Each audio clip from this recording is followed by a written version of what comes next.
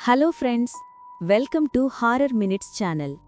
హైదరాబాదులోని ఒక పాత మూసివేసిన ప్రభుత్వ ఆస్పత్రి చుట్టూ ఉన్న రహస్యాలను తెలుసుకోవడానికి వెళ్లిన ఒక యంగ్ రిపోర్టర్ కథ ఇది.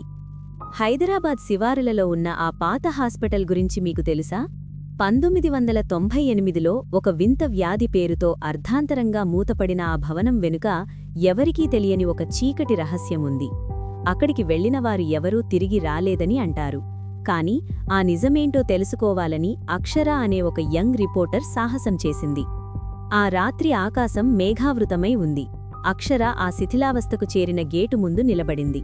చేతిలో ఉన్న టార్చ్ లైట్ ఆ భవనం మీద పడగానే గోడలపై ఉన్న పాకుడు తీగలు పాముల్లా కనిపిస్తున్నాయి.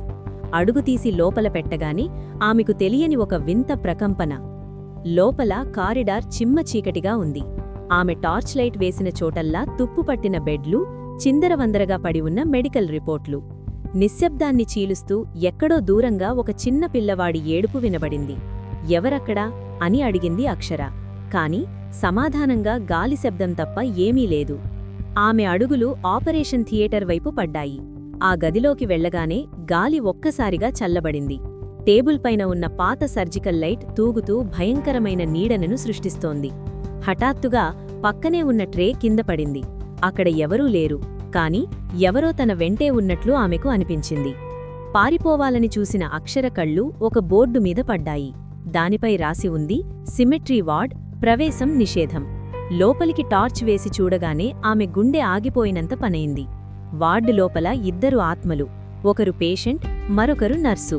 వారు ఏమీ మాట్లాడటం లేదు, కేవలం వేదనతో అక్షర వైపు చూస్తున్నారు. ధైర్యం చేసి లోపలికి వెళ్లిన అక్షరకు ఒక పాత డైరీ దొరికింది. అది చదువుతుంటే ఆమె ఒళ్ళు గగురు పొడిచింది. ఆ హాస్పిటల్ డాక్టర్లు అమాయకపు పేషెంట్ల మీద ప్రాణాంతకమైన ప్రయోగాలు చేసేవారు. చనిపోయిన వారిని వెనుక ఉన్న సిమెట్రీలో రహస్యంగా పూడ్చేసేవారు. ఆ ఆత్మలు ఇప్పుడు తమకు జరిగిన అన్యాయాన్ని అక్షర ద్వారా ప్రపంచానికి చెప్పాలనుకుంటున్నాయి. నిజం తెలిసిన అక్షర వెంటనే అక్కడి నుండి పరుగులు తీసింది. వెనుక నుంచి ఎవరో పిలుస్తున్నట్లు అనిపించినా వెనక్కి చూడలేదు. ఆ వర్షంలో తడుస్తూ బయటకు వచ్చిన అక్షర కళ్లలో భయం లేదు.